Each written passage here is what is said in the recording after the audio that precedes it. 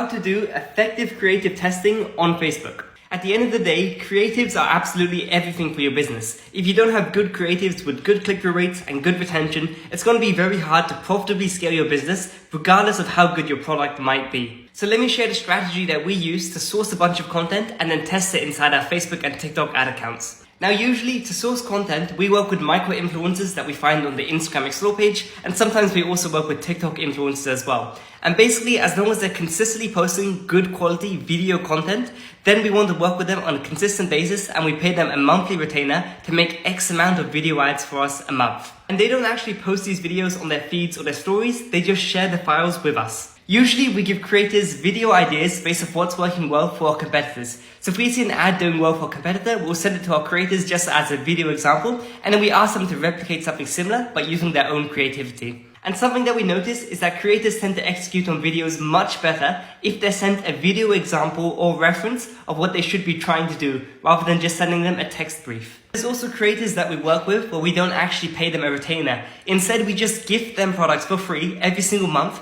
as long as they produce X amount of content for us. And usually this is much cheaper to do than actually paying them a retainer. And it's like a cycle that keeps on going because they keep on making us new content every single month. So from all these creators and influencers, we get a couple dozen pieces of content every single week. And usually it's very simple to filter out which pieces of content are high quality and should actually get tested inside of our ad accounts. Now inside of the ads manager, I always avoid touching a campaign that's already successfully running for us and delivering a good ROAS. So instead, what I'll do is I'll just duplicate any winning campaign that we have live at any given moment and then exchange the existing creatives for the new creatives and also reduce the budgets a bit. And then after 1 or 2 days, you'll notice that Facebook will automatically spend more money on the creatives that are driving the most sales. So at that point, we'll just turn off the creatives that are delivering the worst ROAS and then leave the best ones running.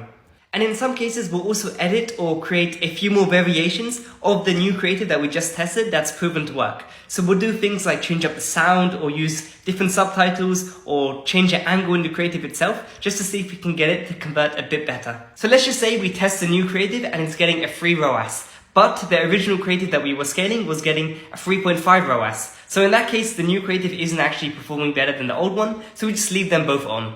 But in a second scenario, let's just say the new creative is getting a 5.5 ROAS, which is significantly better than the original ROAS from the primary creative. Then we'll look to try scale up the creative and see if we can maintain a similar ROAS. And as long as it's more profitable than the original one, then we'll try to phase out the original creative and just try to run the new creative only. Now, usually at this stage where you have multiple winning creatives, you have to be very careful about how you manage your budgets and when you turn off certain campaigns. Because what you don't want to see is very extremely volatile performance because you've turned off a certain campaign without actually establishing some consistency on the new creative and the new campaign that you launched. So make sure you establish consistency before you do any major actions to your main campaigns. So basically, we just rinse and repeat this process. We don't wait for our creatives to die out before we actually source new ones. We make sure to have people on retainer consistently making new content for us so we can test them on a rapid basis. And also, we don't want to lose our momentum with Facebook ads because that absolutely sucks. So make sure to plan ahead of time with your creatives and don't be afraid to reinvest a chunk of your profits